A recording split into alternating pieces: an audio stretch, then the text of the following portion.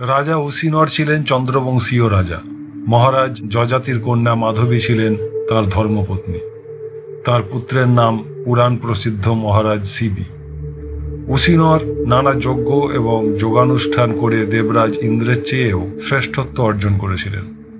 তাঁর ধর্মবল পরীক্ষা করার জন্য একদিন ইন্দ্র সেন পক্ষী রূপে এবং অগ্নিদেব কপোত পক্ষী রূপে তাঁর কাছে এসে উপস্থিত হন। সেন দ্বারা আক্রান্ত হয়ে কপোত প্রাণ ভয়ে উশিনরের উরুদেশে এসে পড়ল। কপোতকে অনুসরণ করে সেনরূপী ইন্দ্র উশিনরের কাছে এসে তার ভক্ষ কপোতটিকে তার আশ্রয় থেকে মুক্ত করে দিতে স্বনির্বন্ধ অনুরোধ জানালেন। উশিনর তার উত্তরে বললেন, যে শরণাগত ও ভীতকে আশ্রয় দান করা তাঁর ধর্ম।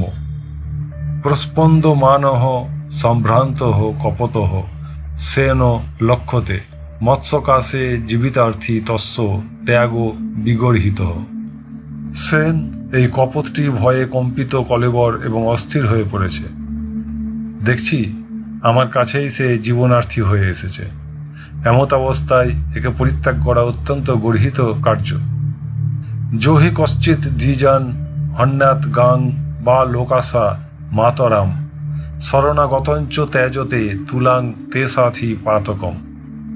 কারণ যে লোক ব্রহ্ম হত্যা করে, গো হত্যা করে কিংবা যে শরণাগতকে পরিত্যাগ করে তাদের সমান পাপ হয়, অর্থাৎ আশ্রিতাকে শত্রু মুখে সঁপে দেওয়া, তাকে আশ্রয় না দেওয়া ব্রহ্ম হত্যা ও গো হত্যার তুল্য পাপজনক। রাজার এই দৃঢ় প্রতিজ্ঞার কথা শুনে সেন যুক্তি দেখাতে থাকে। সকল প্রাণী আহারের ফলে বৃদ্ধি পায়, আহারের গুণেই বেঁচে থাকে। আপনি যদি আমাকে ভক্ষ্যবস্তু থেকে বঞ্চিত করেন তাহলে ক্ষুধার জ্বালায় আমি তো মরবই, আমার পুত্র কলত্রাদিও মারা পড়বে। সুতরাং একটি কপোতকে রক্ষা করতে গিয়ে আপনি এতগুলি প্রাণের বিনাশের কারণ হয়ে থাকবেন। হে সত্য বিক্রম রাজা, যে ধর্ম অপর ধর্মকে নষ্ট করে সেটা ধর্মই নয়, সেটা কুধর্ম। আর যে ধর্ম অন্য ধর্মের বাধা না জন্মিয়ে সতই উৎপন্ন ও অনুষ্ঠিত হয় সেই ধর্মই প্রকৃত ধর্ম।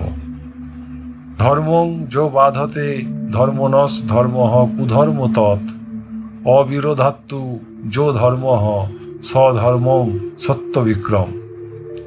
সেন পক্ষীর যুক্তি শুনে রাজা মনে মনে চমৎকৃত হলেন। তিনি সেনকে বললেন, বিহঙ্গম, ভোজনের জন্যই তোমার এই উদ্যম দেখছি। সে ভোজন তো তুমি অন্যভাবেও আরও অধিক পরিমাণে করতে পারো। আমি তোমাকে একখণ্ড রাজ্য দান করছি। প্রচুর বৃষ বরাহদে অন্যান্য পশুও দান করতে প্রস্তুত আছি। কিংবা তুমি আর যা কিছু চাইবে তাই দেব, কিন্তু এই আশ্রয়ার্থী কপোতটি তোমাকে দিতে পারবো না। নহি দাস্যে কপোতকম। এই সেন তো প্রকৃতপক্ষে সেন নন, কাজেই এই প্রস্তাবে রাজি হবেন কেন? স্বয়ং ইন্দ্র এসেছেন পরীক্ষা করতে। কাজেই সেন বলল, মহারাজ, এই কপোতের উপর যখন এতই স্নেহ, তাহলে নিজের মাংস ছেদন করে তুলাদণ্ডের একদিকে এই কপোত এবং অপরদিকে আপনার সেই মাংস দিন। আপনার মাংস ওই কপোতের সমান হলে আমাকে দান করবেন, তাতেই সন্তুষ্ট হব। রাজা তার প্রস্তাবে সানন্দে সম্মত হয়ে বললেন, অনুগ্রহম ইমং মন্যে সেন যস্মাভিষাচসে তস্মাত্তে হদ্দ প্রদাস্যামি স্বমাংসং তুলয়া ধৃতম। সেন, তুমি আমার কাছে যেরকম চাইলে সেটাকে তোমার বিশেষ অনুগ্রহ বলে আমি মনে করছি। আমি তোমাকে আজ নিজের মাংসই কপোতের সঙ্গে মেপে দান করব। রাজার যেই কথা সেই কাজ। তিনি তুলাদণ্ডের একদিকে কপোতকে স্থাপন করে নিজের শরীর হতে মাংস কেটে কেটে তুলাদণ্ডের অপর দিকে চাপাতে থাকলেন। কিন্তু ক্রমাগত মাংস কেটে কেটেও অগ্নিদেব রূপী কপোতের সমান তার মাংসের ওজন হলো না। তখন ছিন্ন মাংস রাজা নিজেই তুলাদণ্ডের অন্যদিকে উঠে বসলেন। এইবার সেন ও কপোত স্ব রূপ ধারণ করে উশিনরের কাছে প্রকট হয়ে বললেন, আমরা আপনার ধর্মবল পরীক্ষা করবার জন্য এসেছিলাম। আশ্রিতকে রক্ষা করার জন্য আপনি প্রাণ বিসর্জন দিতেও প্রস্তুত হয়েছেন। আমরা সন্তুষ্ট ও বিস্মিত হয়েছি আপনার ধর্মবল দেখে। এই জগতে আপনার কীর্তি অক্ষয় থাকবে। অন্তে আপনি অক্ষয় স্বর্গের অধিকারী হবেন। সংসারে যে গৃহী আশ্রিতকে এইভাবে আশ্রয় দেবেন এবং তাকে সর্বতোভাবে রক্ষা করার জন্য যত্নবান হবেন, তিনিও মুক্তির অধিকারী হবেন। গল্প শেষ করেই পণ্ডিতজি মন্তব্য করলেন, সেই জন্যই বলেছিলাম নিত্য গৃহদেবতার পূজা, অতিথিকে সমাদরের সঙ্গে অন্নদান এবং আশ্রিতকে আশ্রয় দান, এই 3 ধর্ম পালন করলেই গৃহীর পক্ষে যথেষ্ট ধর্ম পালন করা হয়। সেই গৃহীর অন্য কোনো জপ, তপ বা যোগানুষ্ঠান না করলেও চলে।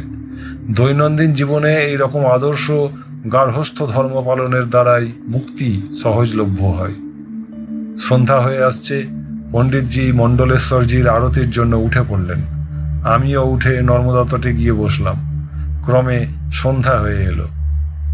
নর্মদা থেকে প্রায় 70 গজ দূরে মন্দির। আরতির বাজনা বেজে উঠল। সিঙা, ডমরু ও ঢোলকের শব্দে আকৃষ্ট হয়ে আমি মন্দিরের সামনে গিয়ে দাঁড়ালাম। অনেক শিব মন্দিরের আরতি দেখার সৌভাগ্য আমার হয়েছে। হিমালয়ের কেদারনাথের আরতির বাজনা খুবই চিত্তাকর্ষক, কিন্তু এখানে আরতি করছেন যিনি, তাঁর নৃত্যের তালে তালে আরতি করার কৌশলে এবং আন্তরিক অভিব্যক্তনায় অন্য জাদু।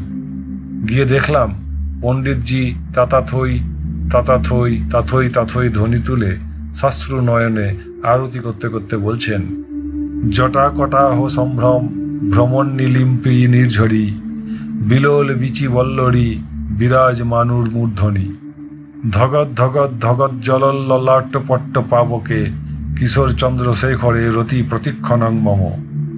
অর্থাৎ জটারূপ কটাহ হতে বেগে বহমান গঙ্গার চঞ্চল তরঙ্গমালায় যার মস্তক শোভিত, যার ললাট হতে ধগৎ ধগৎ শব্দে নিয়ত অগ্নি দেদীপ্যমান, সেই চিরকিশোর চন্দ্রশেখরের আমাদের প্রতিক্ষণ রতি হোক।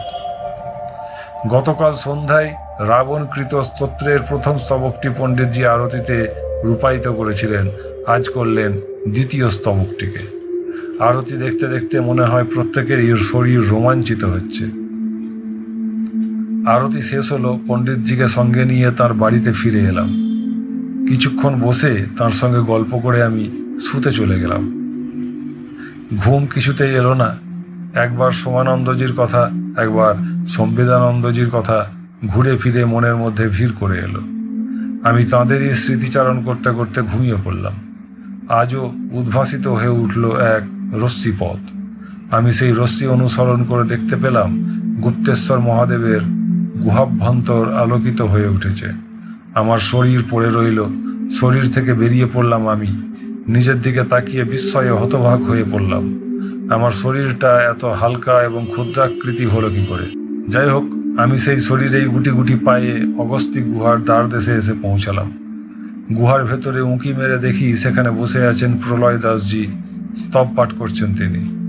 তার কণ্ঠ নিঃসৃত মন্ত্র শোনবার জন্য উৎকর্ণ ও একাগ্র হতেই ঘুম ভেঙে গেল। বিছানার উপরে উঠে বসবার চেষ্টা করলাম, কিন্তু অঙ্গ প্রত্যঙ্গ অবশ হয়ে গেছে। সারা শরীর ঘরমাক্ত। উঠে বসতে পারলাম না। চুপ করে শুয়ে থাকলাম অনেকক্ষণ। তারপর ধীরে ধীরে উঠে দ্রুত সিদ্ধান্ত নিলাম, যা ঘটে ঘটুক, উপর্যুপরি 2 দিন যখন স্বপ্নে প্রলয় দাসজিকে অগস্তি গুহার দ্বার দেশে দেখলাম, তখন ওইখানে একবার যেতেই হবে। পণ্ডিতজি গুহা সম্বন্ধে যখন ভয়াবহ ধারণা পোষণ করেন, তখন তার কাছে আমার সংকল্পের কথা না বললে হবে। আমি তার কাছে একেবারে বিদায় নিয়েই চলে যাব। জানালা দিয়ে দেখলাম তখনও পরিষ্কারভাবে সকাল হয়নি। গাছপালার অন্ধকার জড়িয়ে আছে। ঘরের দরজা খুলে দিতেই ঘরের ভেতরে ততটা আর জমাট অন্ধকার থাকলো না। আমি কম্বলাদি গাঁঠরির মতো করে বেঁধে ফেললাম। সব বাঁধা ঝাঁধা করেই বাইরে বেরিয়ে আসতেই পণ্ডিতজির সঙ্গে দেখা হয়ে গেল।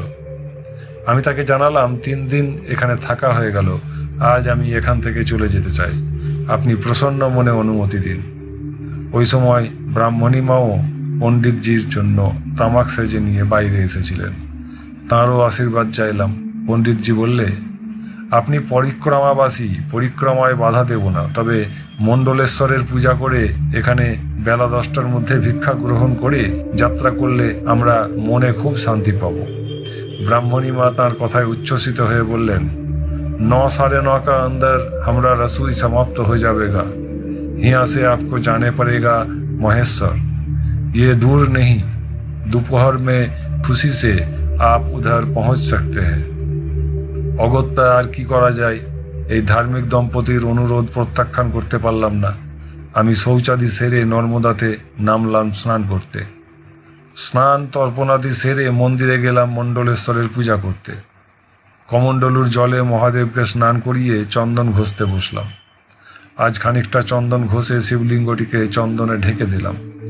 সাষ্টাঙ্গে প্রণাম করে উঠে দেখি উচিত শর্মা পৌঁছে গেছেন পূজার আয়োজন করতে। একটু পরেই পণ্ডিতজি এলেন পূজা করতে।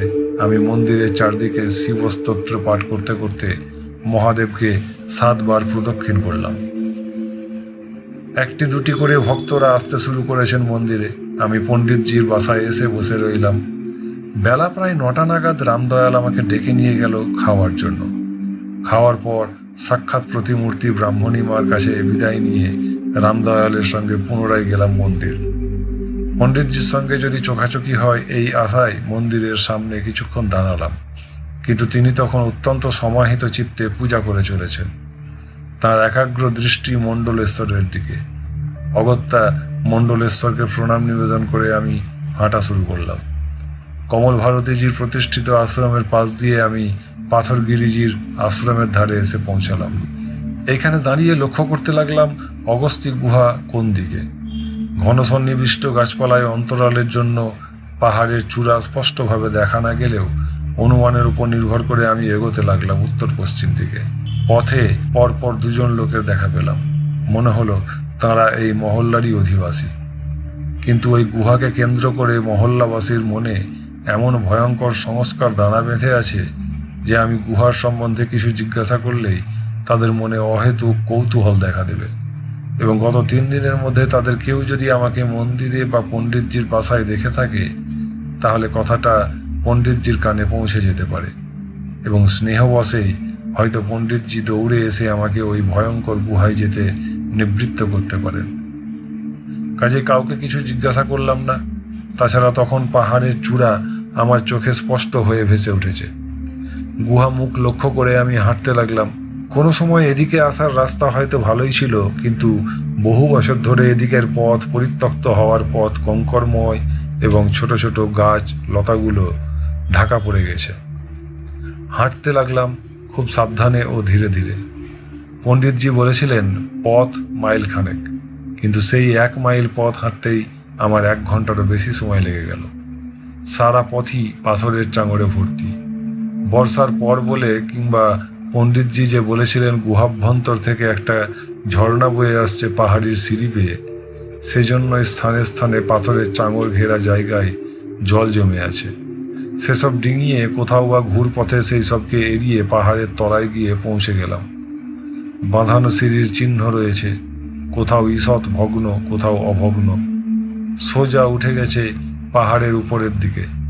বুঝতে পারলাম গুহামুখের দিকেই গেছে। গুপ্তেশ্বর মহাদেব ও নর্মদা মায়ের উদ্দেশ্যে প্রণাম জানিয়ে আমি সিঁড়ি ভেঙে চড়াইয়ের পথে উঠতে লাগলাম। গোটা পাহাড় রৌদ্রে ঝলমল করছে। সিঁড়ির ধারে ধারে পাহাড়ের যেসব গাছপালা আছে তাদের শাখা প্রশাখা বেড়ে এসে সিঁড়ির উপর ঝুঁকে পড়েছে। সাবধানে গুনে গুনে প্রথম 88টা সিঁড়ি অতিক্রম করে একবার পেছন দিকে তাকালাম। দূরে মণ্ডলেশ্বর মহল্লা ও মন্দিরের চূড়া দেখা যাচ্ছে।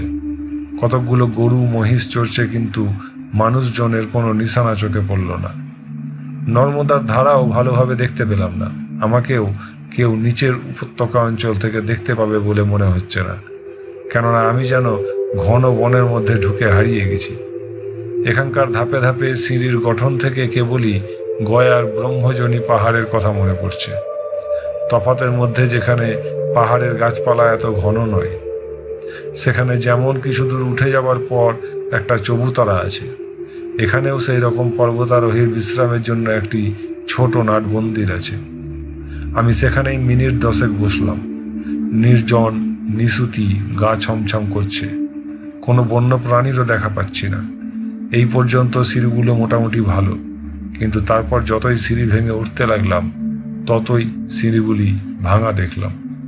সিঁড়ির উপর দিয়েই ঝিরঝির করে জল গড়িয়ে পড়ছে। পাহাড়ে চড়ার নিয়ম অনুসারে পর্যায়ক্রমে কোনাকুনি করতে লাগলাম। পা টিপে টিপে সিঁড়িগুলো ক্রমে পিচ্ছিল হচ্ছে। কোনো এক সময় সুন্দর পথ ছিল, তা দেখলেই বোঝা যায়। তখন নিশ্চয়ই ভক্তদের আনাগোনা ছিল, কিন্তু ক্রমে তা বন্ধ হতেই সিঁড়িগুলো ক্রমে ভাঙাচুরা হয়ে গেছে। ধারের গাছপালা ঝাঁপিয়ে পড়ায় সিঁড়ির চাতালের যেটুকু অংশ দেখা যাচ্ছে সেখানেই পা ফেলে উঠতে লাগলাম। কেবলই মনে হতে লাগলো হাতে লাঠি না রেখে যদি একটা টাঙি বা কুঠার রাখতাম তাহলে এ সময় খুব কাজে দিত। সিঁড়ির উপর ঝুঁকে পড়া ছোট ছোট ডাল ছেঁটে চলার সুবিধে করে নিতে পারতাম। টাঙি বা কুঠারের প্রসঙ্গে আমার মনে পড়ে গেল তারাপীঠ ভৈরব বামাখ্যাপার শিষ্য শ্রীমৎ তারাখ্যাপার কথা। উগ্রতেজা এই মহাপুরুষের হাতে সবসময়েই একটা কুঠার থাকত। 1944 সালে আমি যখন 10ম শ্রেণীর ছাত্র, সেই সময়ে আমি বাবার সঙ্গে বহরমপুরে উমাবনম নামক আশ্রমে মহাত্মা তারাখ্যাপাকে দর্শন করতে যাই। প্রথম দর্শনেই তার অস্বাভাবিক তেজোদ্দীপ্ত চোখ ও হাতের কুঠার দেখে আমি চমকে উঠি। সেদিন তার কাছে উপস্থিত ছিলেন কলিকাতা বিশ্ববিদ্যালয়ের অধ্যাপক পণ্ডিত অশোকনাথ শাস্ত্রী, ডাক্তার সাতকড়ি মুখোপাধ্যায়, ডাক্তার প্রবোধ বাগচি, ডাক্তার মহেন্দ্রনাথ সরকার, ডাক্তার মেঘনাথ সাহা প্রভৃতি বাংলার দিকপাল মনীষীবর্গ। সেদিন তাঁদের মধ্যে যোগ দর্শন নিয়ে যেসব উচ্চকোটির আলোচনা হয়েছিল তা আমার হৃদয়ঙ্গম হয়নি, কিন্তু যেভাবে তার অগ্নির দৃষ্টি ফেলে বারবার আমার দিকে তিনি সেদিন তাকাচ্ছিলেন, আমার মনে হচ্ছিল তিনি যেন তাঁর দৃষ্টি দ্বারাই আমার অন্তঃস্থল পর্যন্ত সবকিছুই দেখে নিচ্ছিলেন। বাবার কাছে শুনেছিলাম ইনি সুভাষচন্দ্র বসুকে তাঁর এক পত্রের উত্তরে লিখেছিলেন, তোমার কর্মক্ষেত্র ইউরোপের রণাঙ্গনে, সেখানেই তোমাকে যেতে হবে। শুনেছি এরপরেই সুভাষচন্দ্র নাকি ব্রিটিশ গুপ্তচরদের চোখে ধুলো নিক্ষেপ করে ইউরোপে চলে যান এবং ভারতবাসী সুভাষচন্দ্রকে আইএনএ ফৌজের সর্বাধিনায়ক রূপে নেতাজির নূতন রূপের পরিচয় পান। যাই হোক, 1945 সালে মহাত্মা তারাখ্যাপার দেহান্ত ঘটেছে, কিন্তু প্রথম দর্শনেই কুঠারধারী ওই বিচিত্র সাধক আমার মনের মধ্যে এমন ছাপ ফেলেছিলেন যে আজ এতদিন পরে নর্মদা তটের দুর্গম পাহাড়ে দাঁড়িয়ে তার কথাই আমার মনে পড়ে গেল। যাই হোক, এখন তো আমার হাতে কুঠার নাই। মাথা ঝুঁকিয়ে ডালপালার ফাঁকে ফাঁকে সাবধানে পা ফেলে ফেলেই আমাকে গুহা মুখে উঠতে হবে। আমি এগিয়ে চললাম চড়াইয়ের পথে। 299টি সিঁড়ি ভেঙে আমি যেখানে গিয়ে পৌঁছালাম সেখানে সিঁড়ির ধাপগুলো অপেক্ষাকৃত পরিষ্কার থাকলেও সিঁড়ির পাশেই পাথর ভেদ করে যে গাছটি উঠেছে তার ডালে দেখতে পেলাম একটা থালার মতো বড় বোলতার চাক। তারা বনবন শব্দে ঘুরছে। এই মারাত্মক কীট একটি মাত্র দংশন করলে আর রক্ষে নেই, অথচ সেই চাকের তলা দিয়েই আমাকে যেতে হবে। বড় ভাবনায় পড়লাম। পণ্ডিতজি গল্প করেছিলেন বাঘের আক্রমণে বা অশরীরী ভূত প্রেতের আক্রমণে নাকি এই পাহাড়ে মানুষ মারা গেছে। কই তিনি তো একবারও এই ভয়ঙ্কর বোলতার কথা বলেননি। এখনো পর্যন্ত তো কোনো হিংস্র বন্যজন্তু বা অশরীরী উপদ্রব দেখলাম না। এখন এই বোলতার হাত থেকে কি করে পরিত্রাণ পায়? ভাবতে ভাবতেই মা নর্মদাকে স্মরণ করে যতদূর সম্ভব দ্রুত বেগে সিঁড়ির ধাপে ধাপে পা ফেলে উঠতে লাগলাম উপরের দিকে লাঠি ঠুকে ঠুকে। অনেকগুলো সিঁড়ি এইভাবে বেয়ে উঠে শ্বাস প্রশ্বাসের কষ্ট হতে লাগলো। পেছন দিকে তাকিয়ে দেখলাম কোনো বোলতা আমাকে অনুসরণ করে আসছে না। আমি নিশ্চিন্ত মনে কিছুটা কমণ্ডলুর জল পান করলাম। উপরের দিকে তাকিয়ে বিশাল গুহা মুখ স্পষ্টভাবে এভাবে দেখতে পাচ্ছি, মনে হচ্ছে গুহাটা যেন মুখ ব্যাদান করে আসে আমাকে গ্রাস করার জন্য। পরক্ষণেই মনে পড়ল এরকম আঁকা বাঁকা ভাবে ভাবনা করা উচিত নয়। ওখানে আছেন গুপ্তেশ্বর মহাদেব, যিনি সদা মঙ্গলময়। তাছাড়া এটা যদি ঋষির তপস্যাস্থলী হয় তাহলে তা অভয় ও বরদ হয়।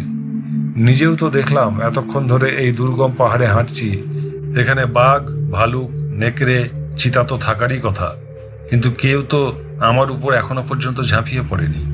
আমি গুপ্তেশ্বর মহাদেবকে জানিয়ে প্রণাম আবার সিঁড়ি বেয়ে উঠতে লাগলাম। এখন সিঁড়িগুলো আর ভাঙাচোরা নয়, তবে জলের ধারা কুলকুল করে বয়ে যাচ্ছে। সিঁড়িতে পা রাখা যাচ্ছে না। অতি কষ্টে পা টিপে টিপে লাঠির উপর ভর দিয়ে 444টি সিঁড়ি অতিক্রম করে একটা সিঁড়ির অপেক্ষাকৃত শুকনো অংশে পা রেখে দাঁড়ালাম। গুণে দেখলাম আর মাত্র 5টি সিঁড়ি বেয়ে উঠলেই গুহাদ্বারে পৌঁছে যাব। মিনিট খানেকের মধ্যেই গুহার ভেতরে একটা বাঘ প্রচণ্ড গর্জন করে উঠল। মনে হলো সমস্ত গুহা এবং এই পাহাড় প্রকম্পিত হয়ে উঠল। এই আচম্বিত প্রচণ্ড গর্জনে আমার গাঁঠরি ও ঝোলা বগল থেকে খসে পড়ল। থরথর করে কাঁপতে কাঁপতে আমি মুখ থুবড়ে বসে পড়লাম।